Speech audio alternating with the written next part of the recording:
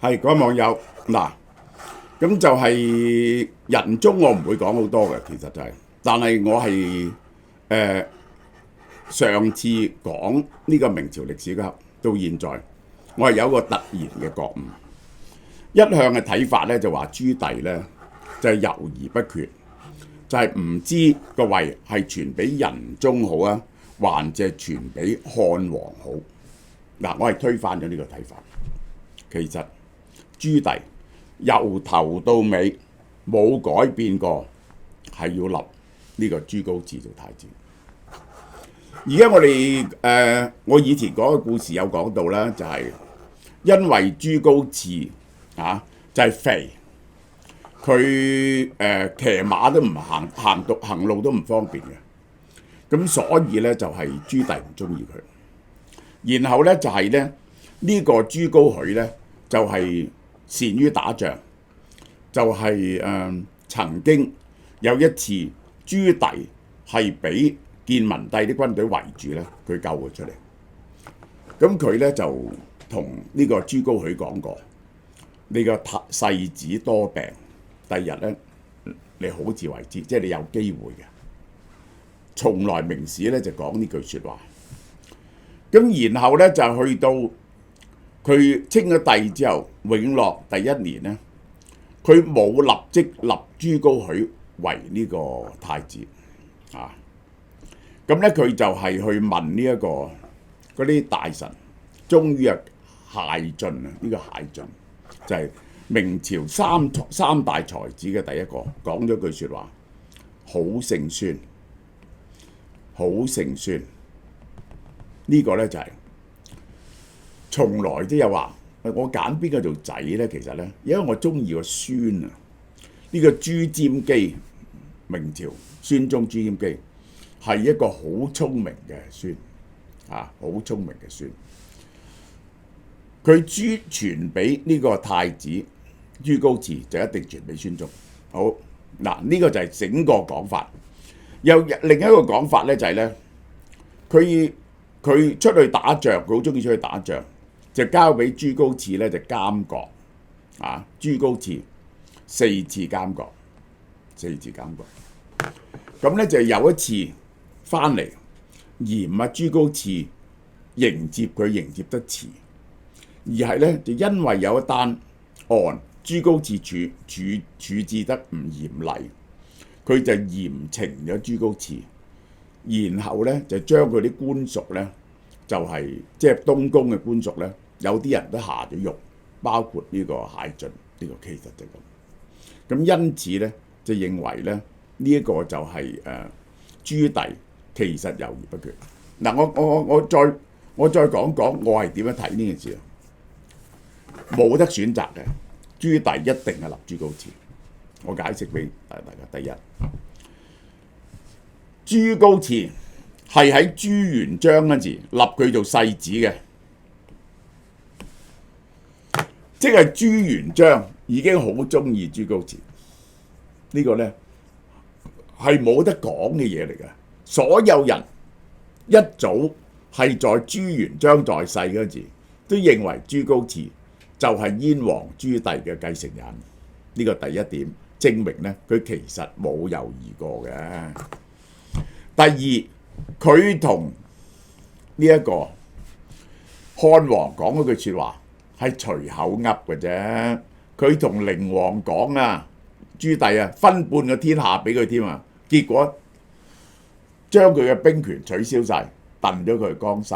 結果後來就係正德時期，寧王作反就係咁解。寧王點解喺江西嘅就係咁解啊。第二，呢個佢嘅空頭承諾係不可辭嘅。第三，只係個朝局未安定啫，一安定喺永樂2年嗰陣時咧，已經封咗呢個朱高熾做太子，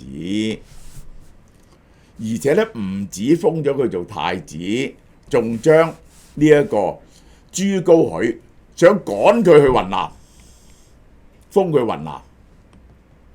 所以嘅漢王咧就喺雲南，朱高熾咧就喊。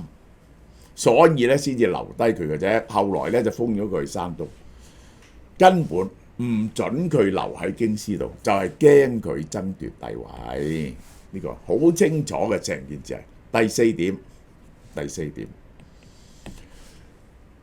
呢一個係關係到朱元璋嘅制度問題。朱元璋規定個帝位係要傳俾嫡長子嘅。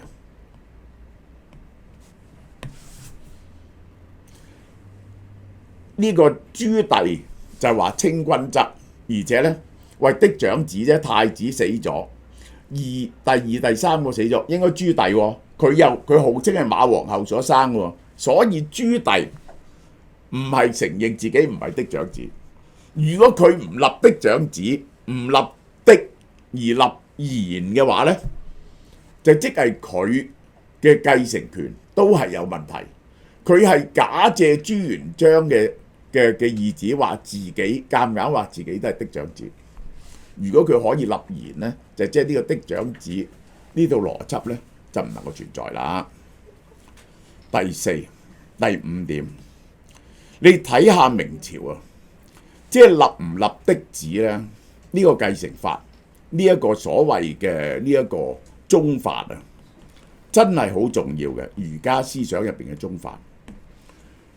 以後唔準爭個帝位，有的立的，無的立長。結果你睇下呢一個由仁宗就立宣宗嫡長子，嫡宗立英宗，英宗立憲宗，全部都係嫡長子。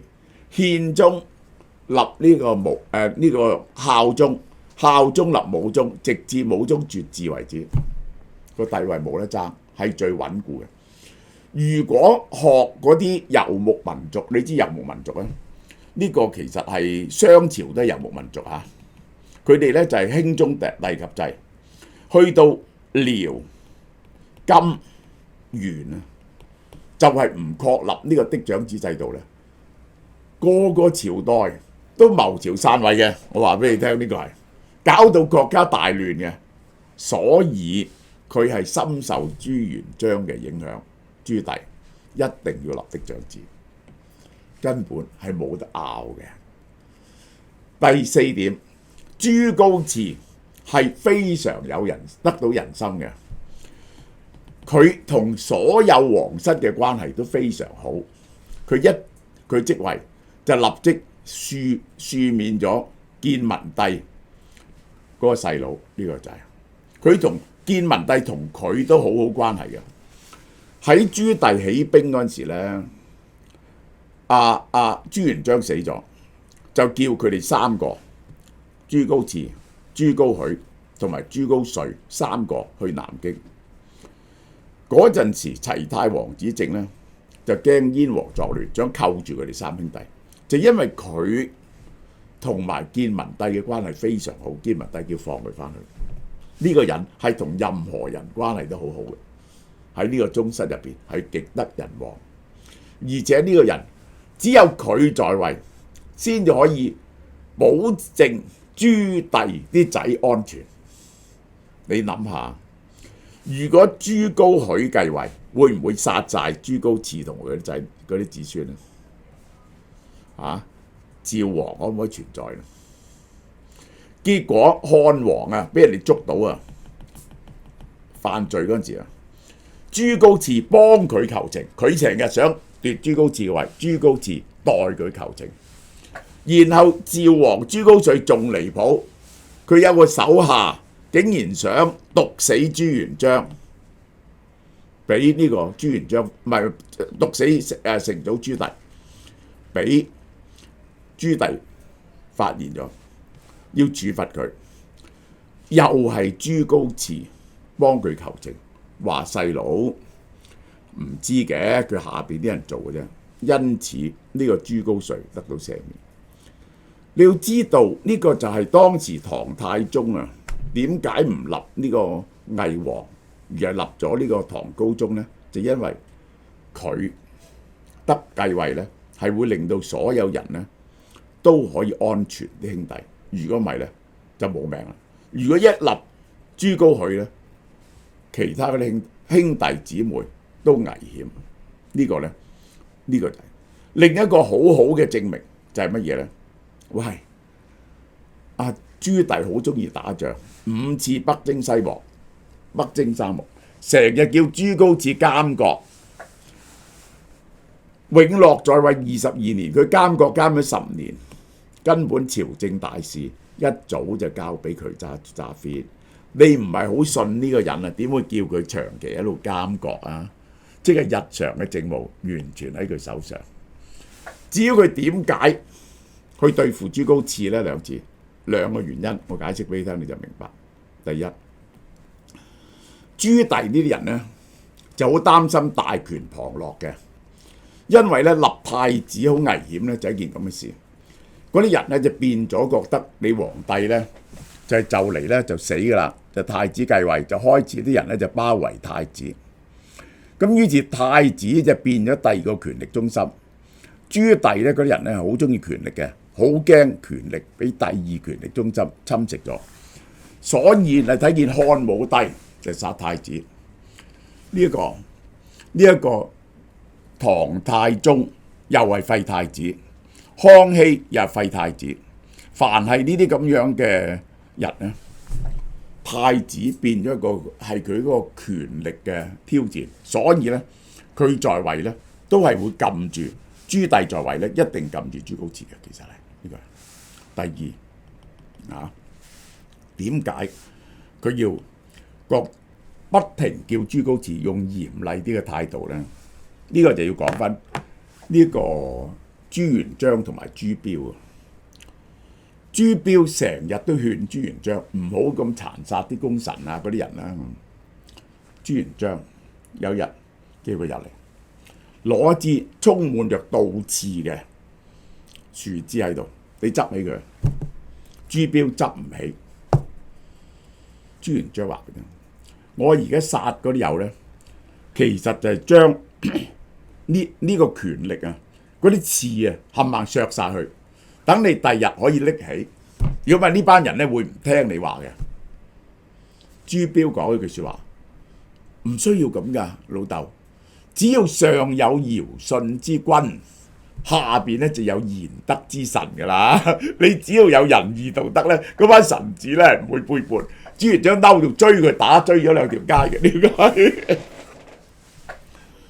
朱棣係嚴厲教訓朱高熾，就係佢係一個朱棣本身相信嚴刑峻法嘅人。人主係點樣呢？就係掌握住2個字嘅啫，一個字叫獎，一個字叫罰。佢哋相信討好到我忠心嘅，我就獎勵；如果唔係，就嚴厲懲罰。如果你個人下唔到呢個狠心嘅時候咧，你就控制唔到個政治權力嘅。呢個後來慈禧又講呢句話：掌握權力最緊要就係個狠字，就係個狠字。呢個慈禧就係恭王幫咗佢咁多，要廢除恭王嗰時就廢除，需要嗰時候對邊個人都做得出，然後咧你先保護到權力嘅。呢個就係我近年對於朱棣係唔係有猶豫過傳俾朱高熾嘅最後嘅反思。好啦，大家認真聽住啦，電子消費券到9月15號截止啊，最後一擊。今次換咗其他禮物，可以任揀一份。臨近中秋節，我哋揀份禮物可以慶祝中秋節，又同家人分享嘅。送出文蛋有1箱，價值288蚊。因為今年咧天雨比較多，數量有限，市面比較少。1箱咧3K 只有6至8個。呢個過年做中秋節，梗係要食呢個沙田柚啦。另外，關注大家身體健康，安排送上韓國 Hanpoon RTG 超臨界萃取魚油丸。嗱，呢個呢，你奧米加3好多人都有啦，佢呢個唔係噶，奧米加3咧通常得3-4成嘅啫，呢個呢去到90幾個%嘅，係用一種好高科技嘅方法集中啲魚油嘅，呢個就係係超臨界萃取魚油丸，120粒，每日2粒，可以食2個月㗎啦。第三，仲有呢個仲有呢個 Maserati 太陽眼鏡，意大利製造 UV 鏡片，歐盟標誌，鈦金屬，名牌。你上網 search 下，電子消費券，網上及門市都有得賣嘅，使用有限期到2025年3月31號，大家把握最後機會嚇，即日起到9月15號，數量有限，送完即止。